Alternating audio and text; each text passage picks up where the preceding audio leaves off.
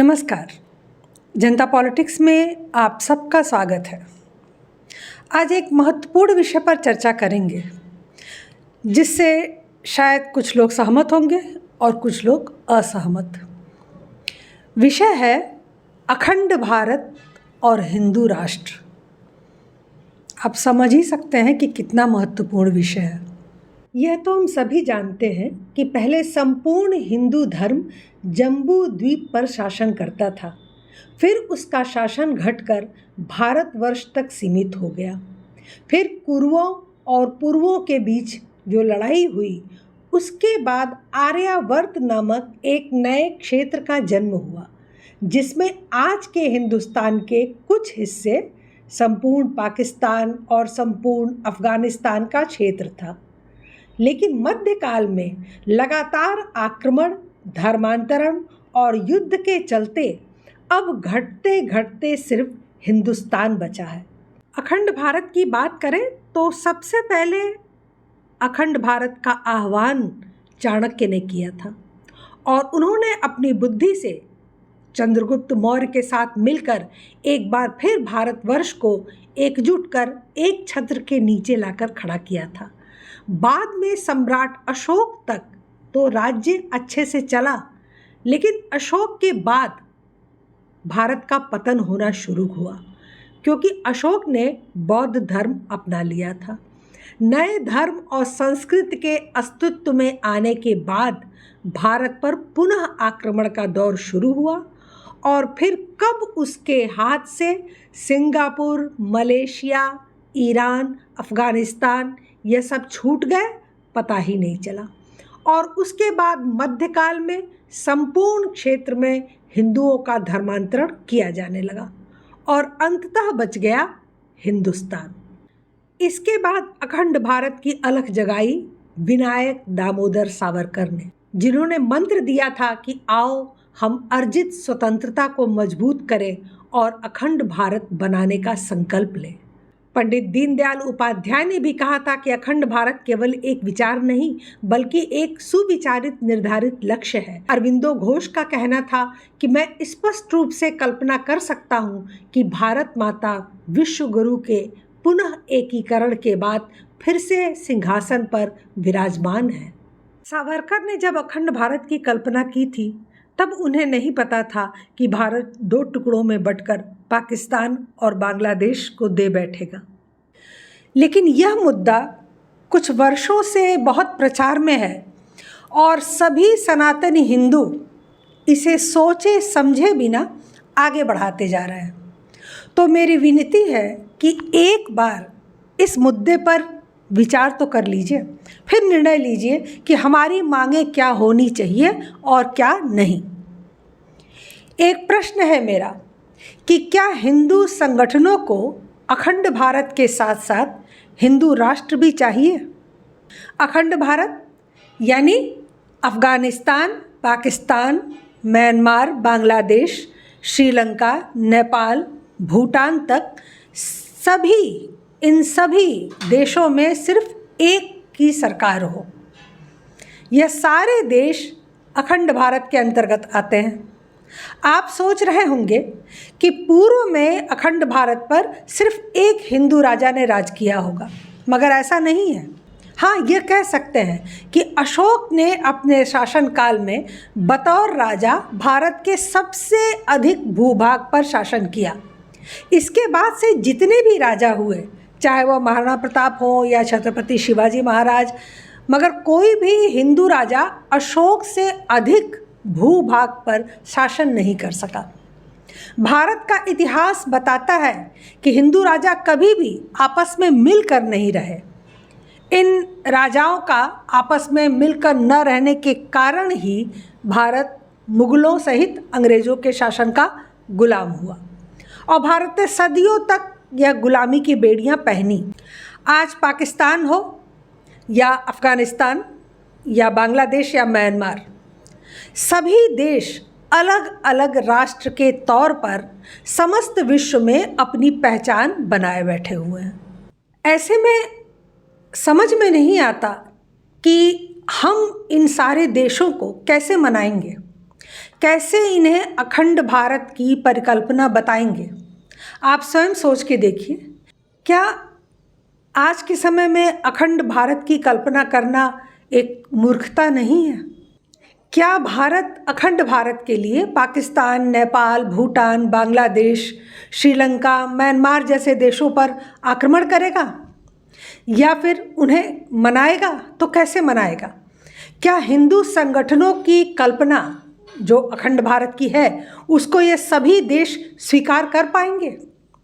मान लेते हैं कि अखंड भारत को सभी देशों ने स्वीकार कर लिया, मगर उसके बाद अखंड भारत की जनसंख्या में हिंदू मुस्लिम लगभग बराबरी पर आ जाएंगे, तो क्या उसके बाद हिंदू धर्म खतरे में नहीं रहेगा?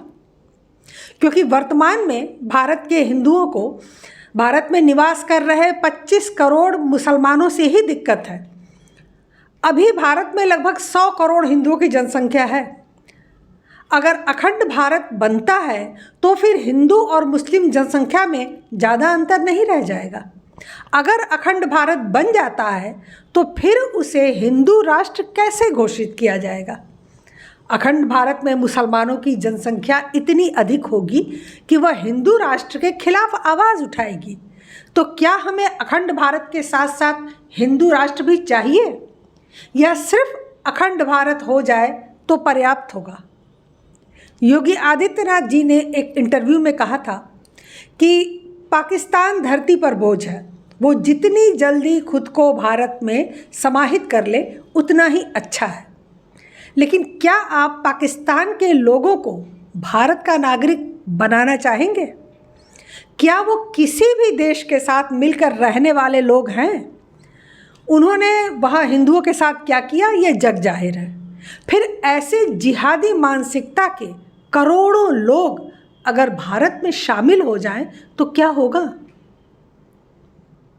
पाकिस्तान का भारत में विलय किसी भी हाल में अच्छा नहीं हो सकता है। वो एक दरिद्र, लुटा पिटा, भिखारी, बदहाल देश है और भारत एक समृद्ध, विकसित देश है। वो यहाँ अराजकता के सिवा कुछ नहीं लाएंगे और अंततः भारत को भी वे पाकिस्तान जैसा ही बना देंगे। आपने देखा होगा कि कोई सर्जन जब किसी ट्यूमर का इलाज करता है तो उस ट्यूमर को काट कर बाहर निकाल देता है। आपने कभी सुना है कि किसी ट्यूमर को शरीर से निकालने के बाद फिर से शरीर में जोड़ा गया हो? नहीं सुना है ना? तो पाकिस्तान एक ट्यूमर है, उसे भारत में फिर से जोड़ने की कोई ज़रूरत नहीं है। काटे गए ट्यूमर को नष्ट कर देना चाहिए। उम्मीद है कि पाकिस्तान खुद ही नष्ट हो जाएगा या फिर भारत उसे नष्ट कर देगा, लेकिन विलय तो कभी नहीं किया जा सकता। पाकिस्तान किस मामले में भारत से आगे है, कभी आपने सोचा? पाकिस्तान आतंकवाद की फैक्ट्री खोलने में भारत से आगे है। औरतों को चीन एक्सपोर्ट करने में पाकिस्तान कहीं आगे है। चीन को गधे एक्सपोर्ट करने में पाकिस्तान आगे है। दुनिया भर में पाकिस्तान भीख के पैसे मांगने में आगे है। अल्पसंख्यकों को मारने काटने में पाकिस्तान सबसे आगे है। पूरे दुनिया के आतंकवादियों को अपने यहाँ पनाह देने में पाकिस्तान सबसे आगे है। आतंक को ही अपना मजहब मानने में पाकिस्तान सबसे आगे है। तो ऐसे देश को आप अपनी पवित्र भूमि में क्यों मिलाना चाहते हैं, जिस देश के प्रतिनिधि के तौर पर प्रधानमंत्री को ही भिखारी कहा जाता है? उस देश का हम क्या करेंगे? भिखारी को खाना चाहिए, मेहनत तो करना नहीं चाहता। इससे हमारी अर्थव्यवस्था पर विपरीत प्रभाव होंगे। कुल जनसंख्या में काम करने वालों के प्रतिशत की कमी होगी और मुफ्त खाने वालों का प्रतिशत बढ़ेगा। और फिर पाकिस्तान के बाद आप अफ़गानिस्तान और बांग्लादेश के कट्टर मजहबी उन्माद वाले लोगों को भी सोचिए। क्या ऐसे लोगों की भारत में कोई जगह होनी चाहिए? इन देशों के साथ अलकायदा, ISIS, तालिबान, हिजबुल मुजाहिदीन, जैश मोहम्मद, लश्कर तोयबा और जाने कितने आतंकी संगठन भी भारत में शामिल हो जाएंगे।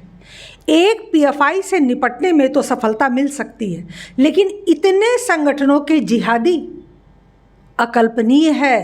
आप सोच भी नहीं सकते कि देश की क्या दुर्दशा होगी। ये सभी 6-7 देश आर्थिक रूप से सुदृढ़ नहीं हैं। कुछ देशों में तो प्राइमरी सुविधाएं भी नहीं मौजूद हैं। बिजली, सड़क, पानी, इंटरनेट, इन सब के लिए भारत को पानी की तरह पैसा बहाना होगा, तो उसका बोझ यहाँ की जनसंख्या पर ही तो आएगा। और शायद इतने बोझ से हमारी खुद की आर्थिक व्यवस्था चरमरा उठे। तो यह कहीं से तर्कसंगत नहीं लगता कि हम भारत को अखंड भारत बनाने के लिए सोचें और खुद अपना सर्वनाश कर बैठें। अपनी बात को और स्पष्ट करने के लिए चलिए अब इन देशों में जरा मुस्लिम जनसंख्या का आकलन करते हैं। पाकिस्तान की आबादी 24 करोड़, अफ़गानिस्तान की आबादी 4.5 करोड़, बांग्लादेश की आबादी 17 करोड़, श्रीलंका की आबादी 2 करोड़, म्यांमार की आबादी 20 लाख, नेपाल की आबादी 12 लाख, तिब्बत और भूटान मिलाकर आबादी लगभग 50,000। तो ये कुल मुस्लिम आबादी अगर आप जोड़ दें तो ये लगभग हुई 48 करोड़। अब इस 48 करोड़ की जनसंख्या में भारत के 25 करोड़ को जोड़ लीजिए तो कुल 73 करोड़ मुस्लिम जनसंख्या होगी भारत में। अब आप कहेंगे कि हिंदू भी तो बढ़ेंगे, तो हिंदुओं की बात भी कर लें। 98 करोड़ भारत में हिंदू हैं, 2.5 करोड़ नेपाल में हैं, बाकी सब देशों को मिलाकर आप 50 लाख रख लीजिए। वैसे ये बहुत ज़्यादा हो गया, इतने हिंदू इन देशों में नहीं हैं, फिर भी 50 लाख मान लेते हैं। तो हिंदुओं की जनसंख्या हुई 101 करोड़ और मुस्लिम हुए 73 करोड़। अब टोटल पॉपुलेशन में आप देखेंगे तो सिर्फ आपको लगेगा कि अरे 42% मुस्लिम है, भले ही वो 5 वर्षों में बढ़ के 50% हो जाए, लेकिन 100 पे 73, 100 करोड़ हिंदू, 73 करोड़ मुस्लिम, आप अंदाज़ा लगा सकते हैं। आप इतनी बड़ी जनसंख्या को कहीं भेज भी नहीं सकते कि इन्हें किसी और देश में भेज दिया जाए, आप इन्हें कहीं भगा भी नहीं सकते और इन्हें आप रख भी नहीं सकते। फिर आप करेंगे क्या? क्या करेंगे आप उस अखंड भारत का, और कितने दिन वो अखंड भारत आपके पास रहेगा, और वो सारे दिन आप कैसे बिताएंगे? एक एक दिन में कितनी कितनी बार मरना होगा, क्या क्या देखना होगा? जब अफ़गानिस्तान, पाकिस्तान और बांग्लादेश के कट्टर मुस्लिम एक साथ आएंगे तो आपके वजूद का कहाँ पता लगेगा? इसमें कुछ भी बताने जैसा नहीं है। आपको सब कुछ बहुत बेहतर पता है, आप भारत में रोज़ इसकी झलक देख रहे हैं। यूँ कहें कि आप टीज़र देखते हैं, जब ट्रेलर आएगा और उसके बाद जब पूरी पिक्चर आएगी तब आप कैसे और कब तक देख पाएंगे ये आप भी जानते होंगे। प्राचीन समय की बात अलग थी, तब अखंड भारत का स्वप्न साकार हो सकता था, लेकिन आज की वैश्विक परिस्थितियाँ, समीकरण, रणनीति, नियम, कानून सब अलग हैं। आज ऐसा सोचना समझदारी नहीं लगती और संभव भी नहीं हो सकता। संक्षेप में बस इतना समझिए कि अखंड भारत का मतलब है आ बैल मुझे मार, या दूसरे शब्दों में इधर कुआं उधर खाई। मुझे लगता है कि हमें हिंदू राष्ट्र की मांग पर अटल होना चाहिए और उसी के लिए सोचना चाहिए और उसी के लिए आवाज़ उठानी चाहिए। हिंदुओं के लिए दुनिया में एक देश तो हो, यह सपना विश्व में फैले हर हिंदू का होगा। हमें भी इसी सपने के साथ आगे बढ़ना चाहिए और संविधान में संशोधन करके ऐसा करना सहज संभव भी है। जिस दिन हिंदुत्व का बाण एकता के धनुष पर तन जाएगा, जिस दिन हिंदुत्व का बाण एकता के धनुष पर तन जाएगा, एक पल की भी देरी न होगी, भारत हिंदू राष्ट्र बन जाएगा। आपके विचार अगर आएंगे इस पर तो निसंदेह मैं विस्तृत चर्चा भी करूंगी। इसलिए कमेंट बॉक्स में अपने विचार ज़रूर बताइए। हम सबको इस पर चर्चा ज़रूर करनी चाहिए। चैनल को सब्सक्राइब करें, बेल आइकॉन ज़रूर दबा दीजिए जिससे आपको हमारे वीडियो का नोटिफिकेशन दिखता रहे। धन्यवाद। जय हिंदू राष्ट्र, जय श्री राम। नमस्कार।